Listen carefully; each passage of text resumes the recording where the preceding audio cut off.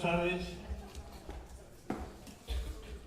Como sabéis, el Goya Internacional de 2026 es la extraordinaria actriz Susan Sarandon.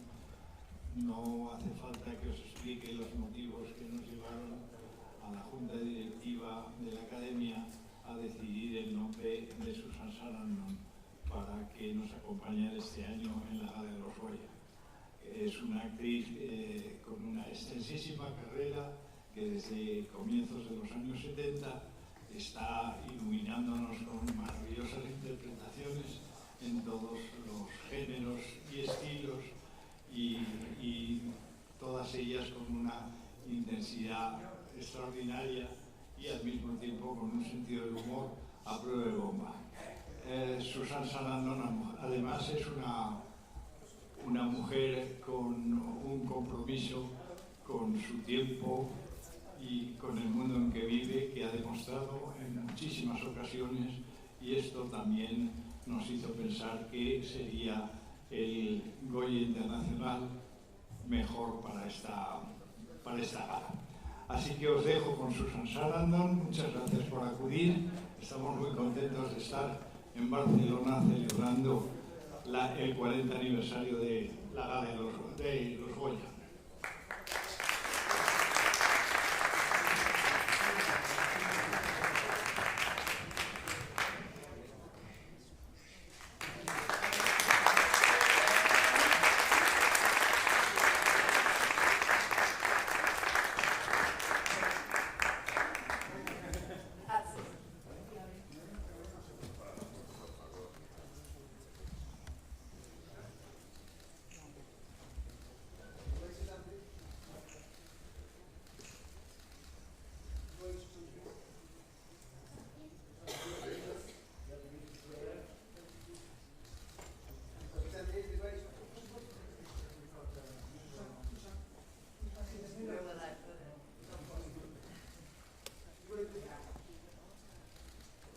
Compañeros, empezamos.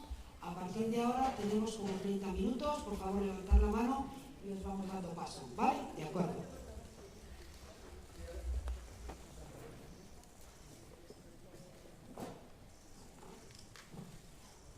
Thank you very much, Susan. Congratulations.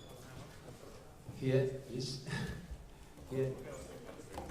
Sorry. Congratulations. We come from the Basque country.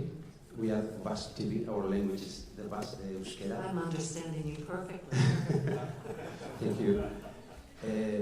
I know that you have been in the Basque country in San Sebastian Film Festival. And the question is, what do you think about Basque cinema? What do you think about the Basque country? Thank you very much. I can't say that I know a lot about Basque film. You know, I don't, honestly. I mean, I love the country there. What is going on now there? The last time I was there, there were women marching with the pictures of their men that were held in jails far away, and they were trying to get them to come closer. So what is going on now in the Basque country that I should know about? Can you tell me?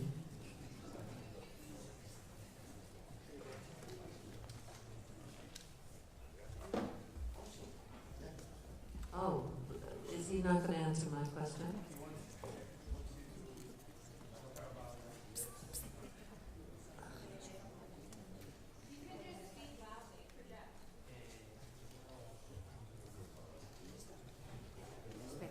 Perdona.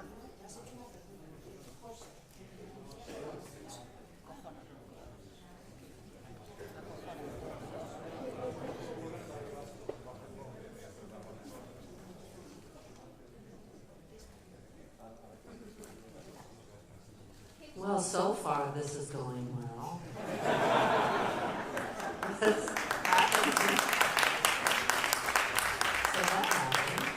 Thank you. I'm so sorry, Okay. Susan. Yes.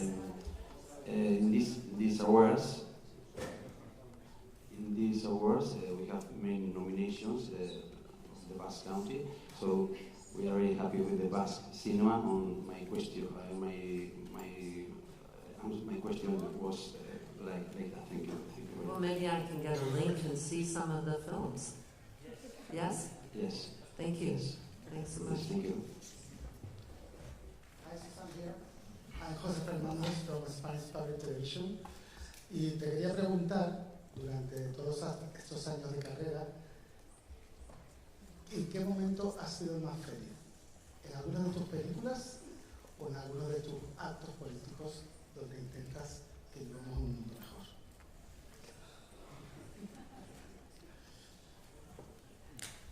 Wow, that's so funny. I don't have a choice about activism. I think that's just necessary, and when people don't have a voice, I feel it's my responsibility to give them, help them have a voice. But I can't say that it's the most fun times I've ever had. There's a lot of negative ramifications for being outspoken. But I'm always happy when I'm filming. I make it a point to have a good time when I'm filming because I love the community of filming. I love the crew. I love, being able to be in a different time, in a different place.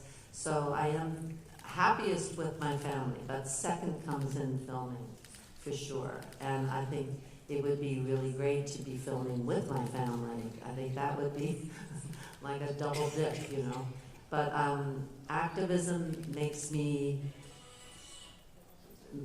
moves me to be with dedicated people who want the same thing. But sometimes it can also be quite lonely. Hola, Javier Zurro de Diario.es. It's maybe a follow-up of that question. What do you think about this discussion nowadays about if artists should talk about politics or should be committed with politics? Because it's a discussion that we had in Berlinale and these weeks. Thank you very much. Thank you for asking that question, because I disagree with that whole group and what they said. I believe all films, all stories are political.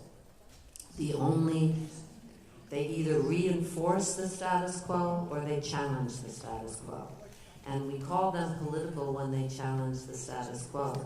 But every film tells you who to root for, what is funny, what it means to be a woman, what it means to be a man, and what your system of justice is.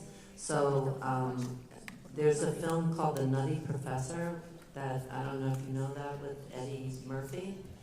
And in that film, they get you to root for the girl to be with the fat guy. And it puts you in the perspective of what it means to be on the outside. And that's a very political film, but that's a comedy. So the Dead Man Walkings of the world, people say are political because they're obviously about an issue. But I think they're all political, and that's why as an actor and a writer and a director, you have to be very careful what you're putting out into the world. Who is the enemy? Who is the enemy right now in all films? It shifts, right? And I think that they're all political. Hi, Maria Quinotco. Thank you so much for being here. It's such an honor just speaking to you. You belong to a generation of actors who spoke openly about politics. And now somehow we feel that Hollywood is a bit silent about Trump's policies. So what do you think about the silence? I think it's very dangerous. I think that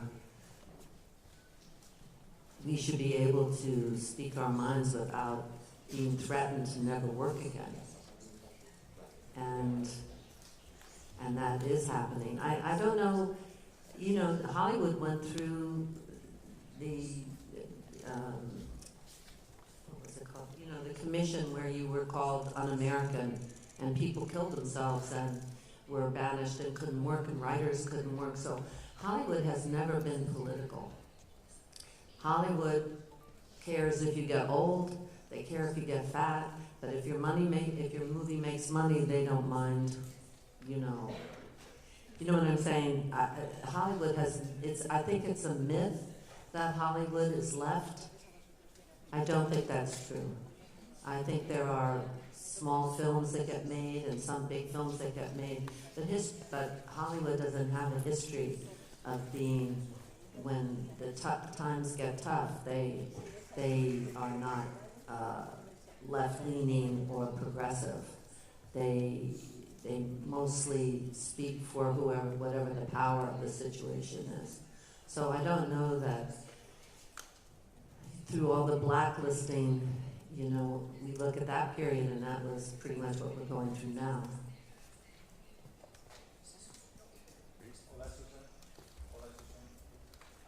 Hola, aquí. Hola, Susan. Te quería preguntar, bueno, en primer lloc, agrair la teva visita i preguntar-te també sobre els conflictes. Parlaves de que Hollywood potser no s'ha posicionat prou, però volia saber doncs, la teva posició amb algun dels conflictes candents ara mateix, i parlo del conflicte que hi ha als Estats Units amb la policia fronterera, amb l'ICE, i també doncs, del genocidi a Gaza.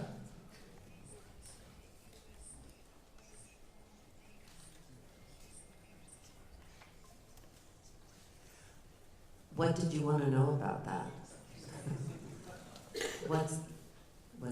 Your opinion about the ICE, for example, or for the Gaza genocide?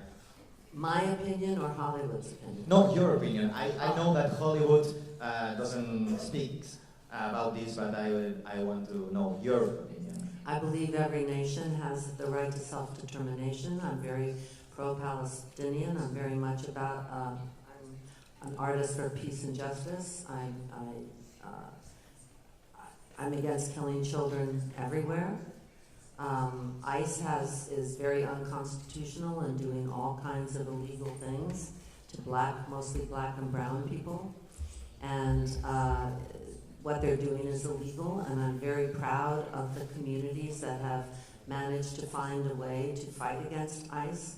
And I think that's what it's going to take, because no one at the top is going to save us from any of these things. But I personally feel very strongly that the annihilation of the Palestinian people is a horrible crime, and I'm very ashamed to be paying for that.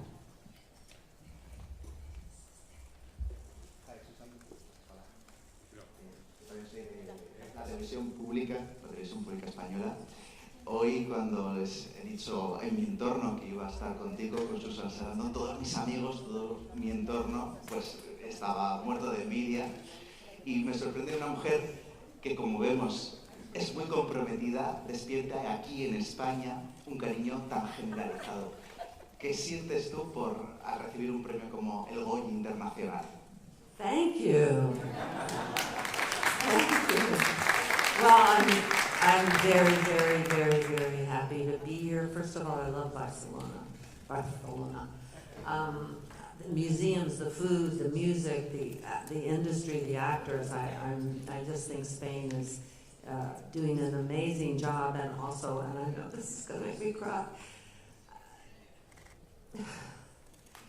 in a place where you feel repression and censorship, to see Spain and to see the president and what he says and what the support that he's giving about Gaza, and to have actors like Javier Bardem and come forward with such a strong voice is so important to us in the United States. I can't tell you, when you turn on the TV and you see how strong Spain is and how clear that you are morally about these issues, it makes you feel less alone, and it makes you feel that there is hope because of you all, and the fact that you just don't hear that on television in the United States. You don't know that exists. And when someone stands up so strongly, when a nation stands up, and I include Ireland in this too, I can't tell you how very important it is to those of us who are trying in an atmosphere that is very difficult. When we see that kind of strength and moral clarity, how much it means to us. So I thank you.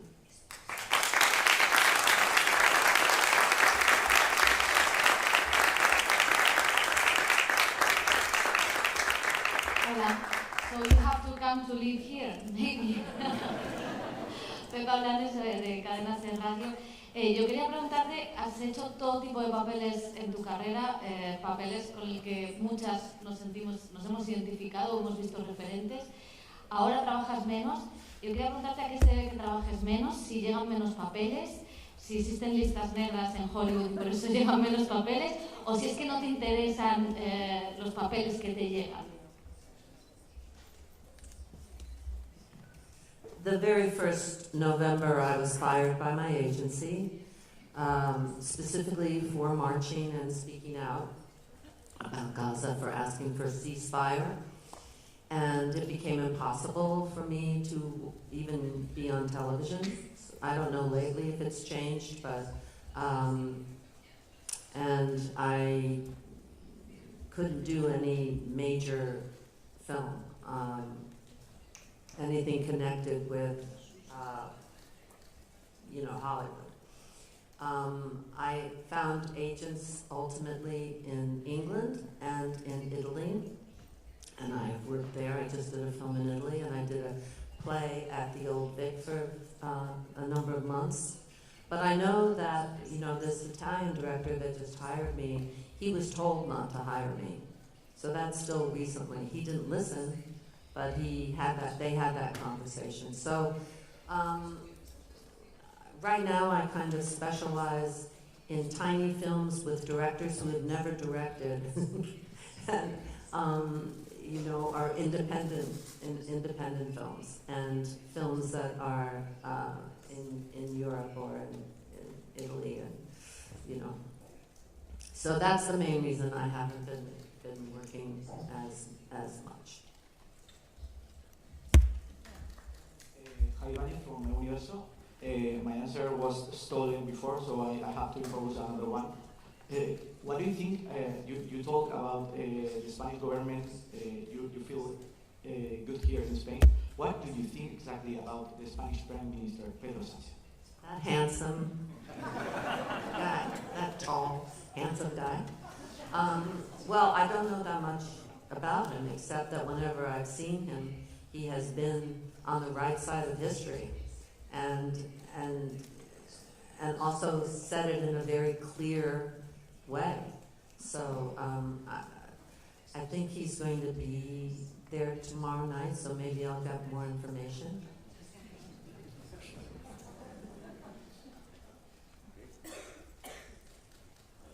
Nice to meet you. Thank you. From Cameo. You've done everything in your career. What do you think still have left to do? Interesting. Direct porn. I don't know. I like working on films because I like the community.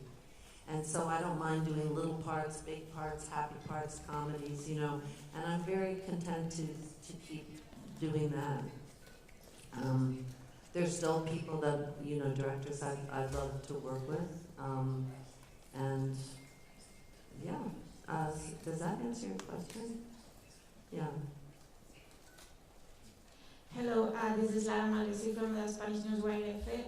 I have two quick questions.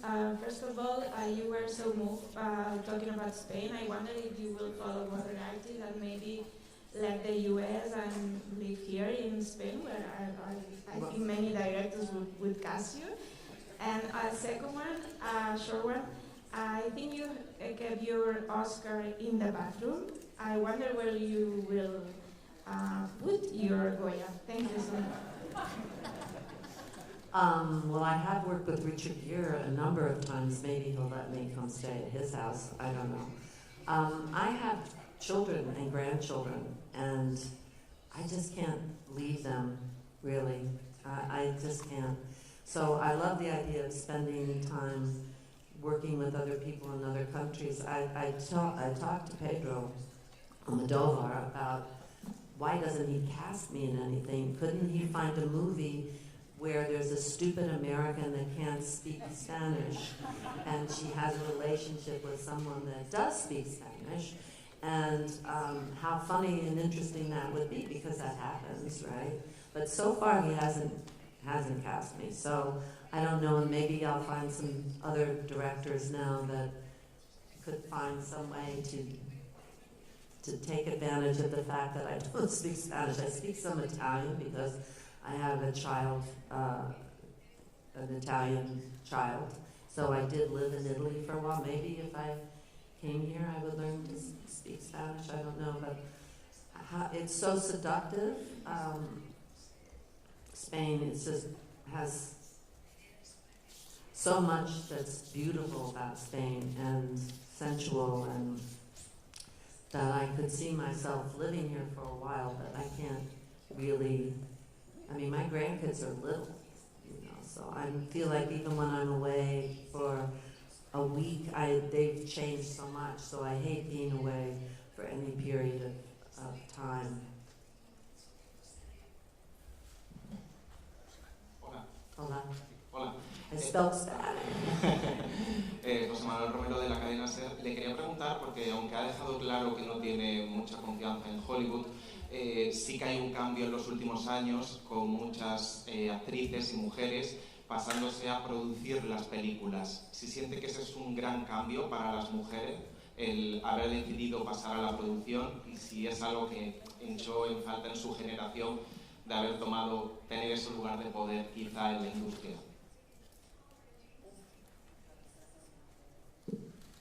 I did produce Stepmom and Dead Man Walking, and I'm producing a film that I'm going to do now, but I don't think Hollywood is changing. I think there are women that are in the position to get more films made, and hopefully they won't make the same mistakes that have been made before.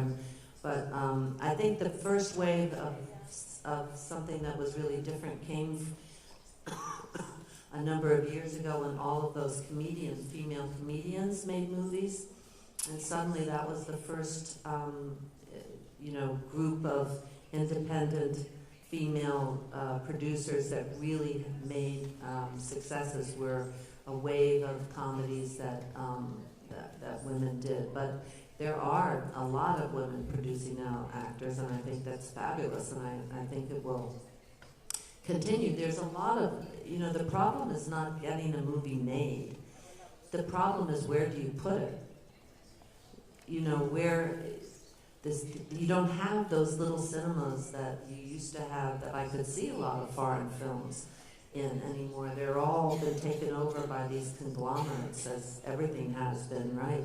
So if you do a little independent film, and of course it goes to festivals, and you're trying to find a way that you can get it seen.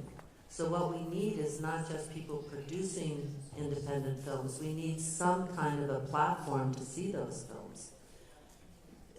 There's a platform called Watermelon Films that has scooped up a lot of the films that are about Palestinians or related in some way to that kind of a historical event. But there aren't places to put these gems, these little independent, beautiful films, unless someone finds it and really champions it. Because if it doesn't cost a lot to make, studios don't want to put a lot of money into it if it's not theirs, So I think that it's wonderful that so many films are being made, but we have to find some way that they can be seen.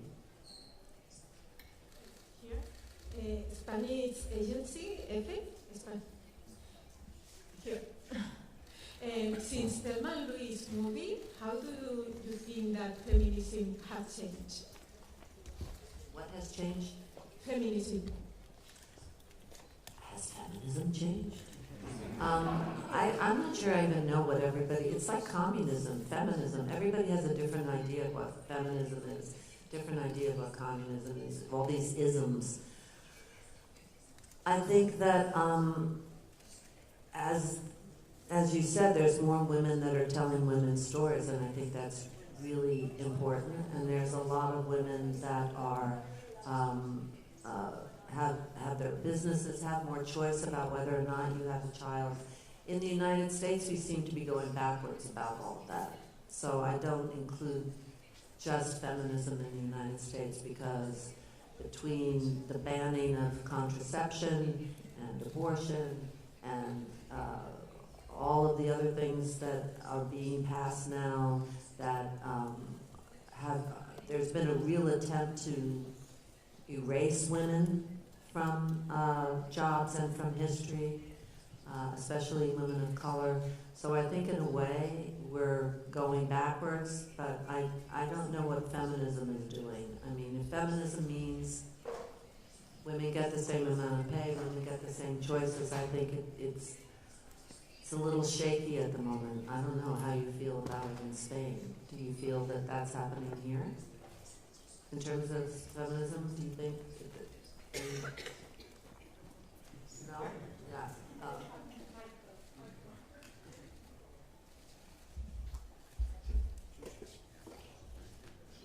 Mi pregunta tiene que ver con la de la compañera. Usted empezó en un momento donde se hacían un montón de películas donde las mujeres siempre eran salvadas por un hombre, pero usted nunca ha hecho este tipo de personajes. Sus personajes son valientes, son autosuficientes, y en un momento quizás dio voz a esas mujeres. Ahora es más fácil hablar de feminismo, pero en ese momento quizás no lo fue tanto. Susan, ¿qué piensas sobre esta apreciación? Well, Robert Redford tried to save me on the wing of a plane, and I died, so he didn't do a very good job of saving me in that movie. I'm trying to think through everything. God, I've done so many films. I'm so old. I have to say that, you know, when I get a question like that, I don't feel like my characters are that brave. I feel like they do what they have to do, but it's not easy, which isn't the same thing. When I was helping write Dead Man Walking, one of the things about Sister Helen that was so interesting was that she didn't start off as a hero. She just kept getting deeper and deeper and deeper and deeper because of circumstances and because of questions. And she eventually became the woman that she was. But it wasn't, it's not like men when they're heroes in films and they just come through the door shooting. I had a real problem with Thelma Louise because I said to Ridley, I don't want to do a revenge film. I think she feels after she's inadvertently killed that man that she has to pay a price. And that's what makes her different than a man doing a revenge film. It's not making her happy. She's trying to understand what happened. I think revenge is so cheap. So in a way, somehow I got this reputation for playing really strong women, but they never feel like they really are on top of it to me. And I think that's what life's about, is you just keep going forward, even when you don't know what you're doing and it costs you a lot. You just keep moving. And that's what they feel like more, you know, that even when they're brave, it costs them. Hello, Susan. My name is David Matos from Quinótico. You just said that you're going to produce a new film. My question is, why haven't you directed your own films? And if you were to direct, whose steps would you follow? Any filmmakers come to mind? Thank you. I just can't deal with the suits. Do you know what that means? Like I don't think I could work within a system where there's 8 people at the monitor watching and telling you what tie he should be wearing. That kind of filmmaking doesn't interest me. But a small film a very small, you know, with few people and with a very intimate crew, that does interest me. I guess for a while I didn't do theater, and I was very careful about when I worked because I was raising my children, and I was very hands-on. And I've lived with a few directors, and I know how much time it takes to direct a film. And not just the film, that's the easy part. Then afterwards, all the fighting about the poster and the distribution and where's the money, and that doesn't appeal to me at all. So I'm trying to stay happy in my life, you know, and I don't know if it's worth it to really take on those headaches. So the films that I've produced have been small. This one that I'm going to do in May is a friend of mine who will be his first movie that he's directed. It's with friends and like-minded people and very tiny, and so I can make decisions about that, but I'm not interested really in. At the end of the day, around 7 o'clock, I don't really care where the truck is parked. You know, that's the kind of, you have to be so kind of obsessive about certain things that don't matter to me, you know, at all. I'm focused more on in what happens between the people, and you know, to do 35 trucks because the wind is blowing around, I'm just not that kind of person. So maybe I won't end up directing. That might be next time round, I don't know. Oh, well, hi, Susan, Matthias here. Thank you for the time. I wanted to ask you, we'll talk a lot about politics today, but I wanted to ask you about the future for cinephiles and for cinephiles who care about politics. Yeah, bad administrations come and go, fascist regimes come and go, but what's next for us? What's next for American citizens? What's next for cinephiles who care about politics? Thank you. I don't know. I mean, what's next? I think that we're watching a lot of the systems fall apart. I think we're watching the young people who are not obedient to their parents' affiliations ask some really important questions about the environment. I mean, the world that they're going to be left with because of the greed and the violence and the short-mindedness of a lot of our leaders and the takeover by corporate everything, right? And I put my faith in them, and I put my faith in young filmmakers too, who are finding ways to tell. I don't think of myself as a filmmaker, I think of myself as a storyteller. And I think of this group as a group of storytellers, whether or not you're writing a book or a song or reporting in a newspaper, you're telling a story. And I think stories will always be there. Storytellers have always been on the outside, and somehow they always survive. And every culture had to have storytellers from the very beginning of time. So strangely enough, those of us who've always been on the outside and had no permanence, no guarantees, are ending up in better shape than the people that had jobs that they thought they could count on, because everything's falling apart. At least where I come from, everything's falling apart. And so I think we have to think of what the communities will be. What will the structure be? Because these systems are not doing very well. And I don't know what that answer is, except that it has something to do with community. So I believe in that. And I hope that as things fall apart and there are more spaces for new leaders, that those leaders are brave and principled and care about the right things.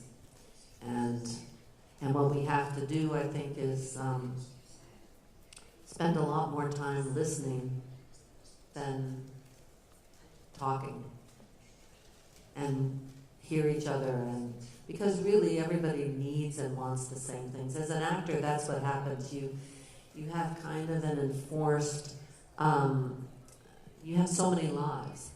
So you find yourself feeling things that you never thought you were capable of. you find yourself having more compassion, less judgment, because you don't know what it's like to be in that situation. And what's so fabulous about films is that you get to learn in small doses about these bubbles that you don't know anything about, these times in history, what it means to be that kind of a worker, what it means to be trying to raise the kids here, you know, and it makes you so much more generous because you understand how we're all connected. And that's the one thing we can't lose, is that connectedness and storytelling, especially when you go into a dark theater and you can just be defenseless and watch a story about something you didn't know anything about, or a person that you thought you didn't like, or, you know, it affects you, and you leave that theater looking at the world a little bit differently, at least for a few hours. You know, I remember Wings of Desire, I remember leaving the theater after that and just being blown away. Everywhere I looked, I was seeing angels, you know. Or The Conformist, Bertolucci's Conformist, was the first time I saw a film that did something so drastically different. I didn't even really know what it was about. And I saw it recently, and the way that it's filmed and that story is told is just so modern and so interesting.